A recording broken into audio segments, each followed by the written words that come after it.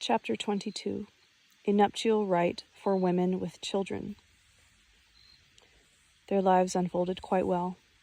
Ivan invited Svetlana and her son to come for a visit, and they stayed a week in his apartment. After that, they corresponded with each other. When spring came, Ivan let his Moscow flat to tenants for a goodly monthly rent, while he himself went off to Novosibirsk. He set up his pup tent next to Svetlana and Dima's tent. The former paratrooper had everything needed for life and field conditions, including a camp stove that could be used for heating.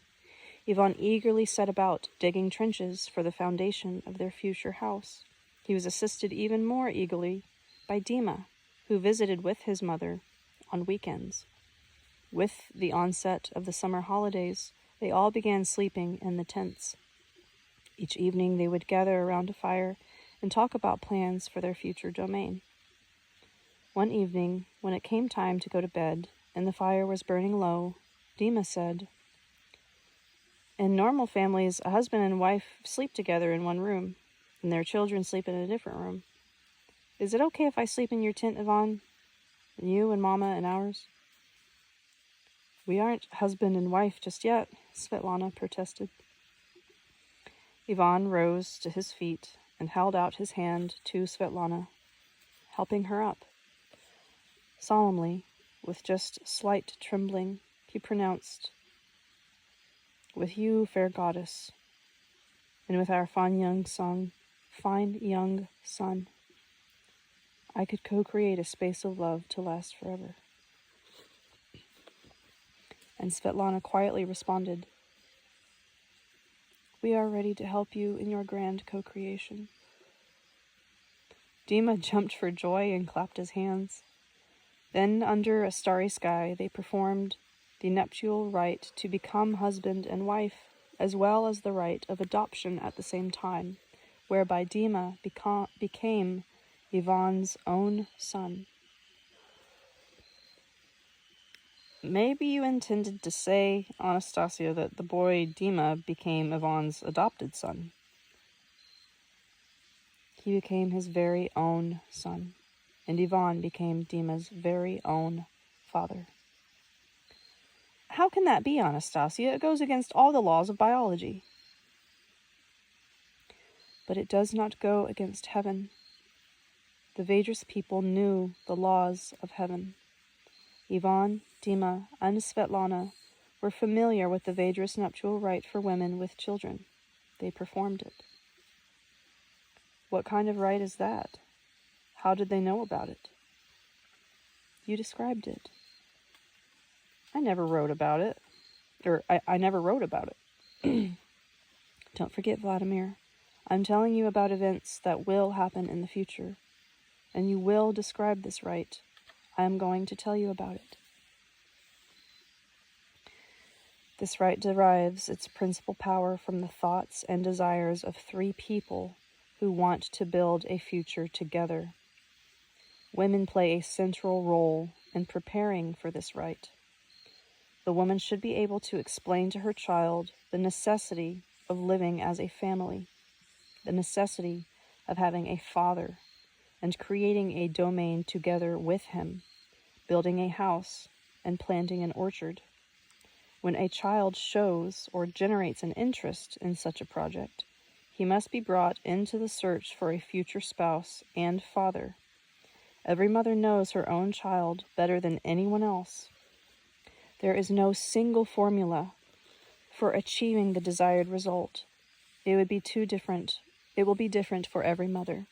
The main thing is to achieve one's goal. Many children do not immediately desire to welcome some other person into their home. And in the absence of such a desire on the part of the child to have a father and join in the mother's search, it is better not to introduce anyone else into the home. The mother plays a central role in preparing for the nuptial rite only at the beginning stages. At the moment when the rite is actually performed, the motive energy source will be the thought of the child. If a man and a woman have decided on habitation, while the woman's child is still very small. They can live together without performing the rite until the child grows a little and acquires his own conscious awareness of what family life means. The man and woman should make joint efforts, too, toward this end. If the child grows up accepting his stepfather as his own father, the nuptial rite is still necessary, since it is able to transform an adopted son or daughter into the father's own, in terms of both blood and spirit. This rite can exert a tremendous beneficial influence only if it is performed on the ground of their future family domain, regardless of whether it was first started by the man or the woman. What is important is that it is to everybody's liking, especially the child's. The rite should take place in the open air, under the stars. There should be a fire burning, or 3 candles. Svetlana and Ivan were lucky. After their mutual declaration of desire to co-create their life together, there were lots of stars in the sky. The fire was still burning, so they did not have to wait another night, but got married right away. And they did everything just the right way. Ivan and Svetlana stood in front of Dima. Ivan looked up at the stars and spoke first. Here, on the ground of our family domain, I wish a happy life for our family line. I wish to build a house and plant an orchard. I ask you, Dima, for your agreement to allow me to be wedded to your mother forever, and for you to become my own son. I shall be very happy if you, Ivan, this is Dima speaking. I shall be very happy if you, Ivan, will live with my mother and me. Perhaps I shall even become a better pupil. And can I call you Papa? Of course, replied Ivan. Then it was Svetlana's turn to speak. Thank you, my son, for helping me to find a husband. I agree to become his faithful wife. A wife should take care of her husband. With your permission, my son, I shall surround Ivan, your father, with loving care. Of course, Mama. You should most certainly take care of Ivan, and I shall take care of him too. Let us buy Papa a new prosthesis. I saw him wrapping his old one around with insulation tape. It is not important to pronounce the same words each time in this rite. The most important aspect is thought, which should be heard by the planets currently standing above the marital pair and their child or children. For this, it is necessary to bring a wide-mouthed vessel of some sort, a glass or a mug, for example, out of which each participant should drink of water, at least 3 swallows, and then pour water on their hands and wash their hair. Then all 3 should lie down on the grass for no less than 9 minutes, head to head, hold each other's hands, and look up to the starry sky, mentally asking the planets above them to help them build a happy life for their family line, and requesting love to take up residence in the family domain. This will happen if the thought of all 3 of them is sincere and strong. It is not necessary for the love to be strong at the moment of the wedding. A strong mutual symphony or attraction is sufficient. Love will undoubtedly grow stronger with time. It almost always happened within a year or 2 among the Vedras people. This is a very powerful rite, but it is not a cult. When the astronomers and psychologists restore at least part of the knowledge people used to have, they will understand its cosmic power.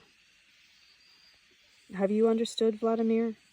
This is something in which planets, water, the earth, the planets, and human thought all take part. As the people's aspirations merge into a single whole, they will harness the elements into forwarding their cause in accordance with divine essence of the cosmos. You most certainly already know, Vladimir, the close interconnection between faraway planets in the heavens and the blades of grass and flowers and bugs and everything else living on the earth. The ebb and flow of the tides are governed by the planets. Of course, there is a lot in human life which is influenced by the planets, but in this particular instance, the three people performing the rite, uniting into one, charge the planets with the task of making their union beneficially strong. Man, capital M, man's request to the planets, when his goal corresponds to God's program, is treated by the planets as a great gift, giving them a feeling of pride in themselves and in man. His conscious, earnest appeal sets many of the planets in the sky into a rousing, propitious acceleration. The heavenly bodies located at that precise moment above the people lying on the ground form a wordless alliance to assist these people in their deeds. This discovery was made by a wise man after a period of 90 years leading up to it, in which he observed the planets and compared them with people's deeds. When the wise men scholars were endeavoring to understand this rite, they came to the conclusion that in some miraculous fashion, either the planets or the power of various cosmic energies can erase unpleasant reminiscence of one's past life from human memory, making room for new, bright sensations. Not only that, but these energies unite three people together in ecstasy. Remember, Vladimir, how you were telling me about telogeny. Modern science has learnt that there is some kind of energy which participates in the formation of the physical bodies of animals and people.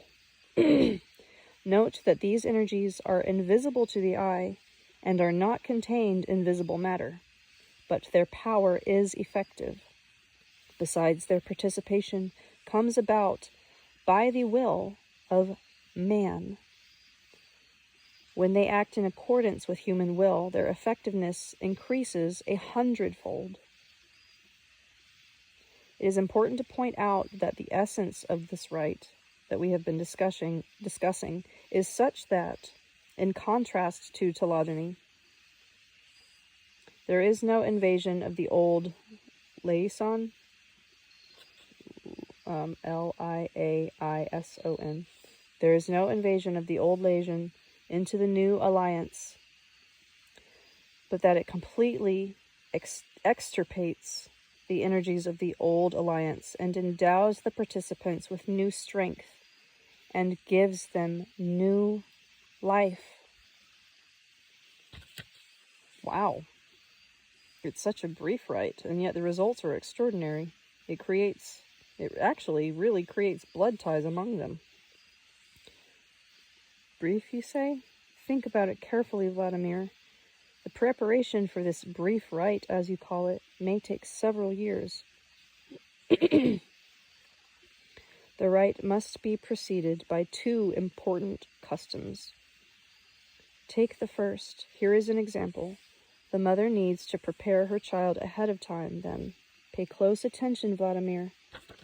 Ivan started by saying that he wanted a place to set up his tent and offered to do household work in return. This point actually comes from a different rite. Every old stag, as old or middle-aged bachelors used to be called, was supposed to spend 1 month a year working in a woman's home, either for a widow living alone or one living with children. He was not obliged to spend the whole month with the same widow. The bachelor would work a week for one and then go to another, This custom, of course, was not designed just to offer aid to single women. Its aim was to get people acquainted with each other and help them create a family. A bachelor might come to a widow and say, "Madam, I am looking for work, you see. Would you happen to have anything for me?" If the woman did not like the man's looks at first sight, she might reply, "Everything here has been done over and again. Besides, I can't afford to pay anything right now." On the other hand, if she liked the man, she might give him some sort of work to do for 2 or 3 days. Then she could offer him more work. It did not really matter how knowledgeable or skillful he was. The main thing was whether the two people liked each other or not. If there was a mutual attraction, the woman might ask the man to stay longer than a month, and, if he stayed, start calling him her primak. Footnote roughly equivalent to an associate, a person one has tentatively joined with. And after a year of cohabitation, they could either get married or go their separate ways. Tell me, Anastasia, after this rite, would the newlyweds still need to go to the civil registration office? People can go through with whatever formalities are necessary in life, but these can never interfere with what is most important.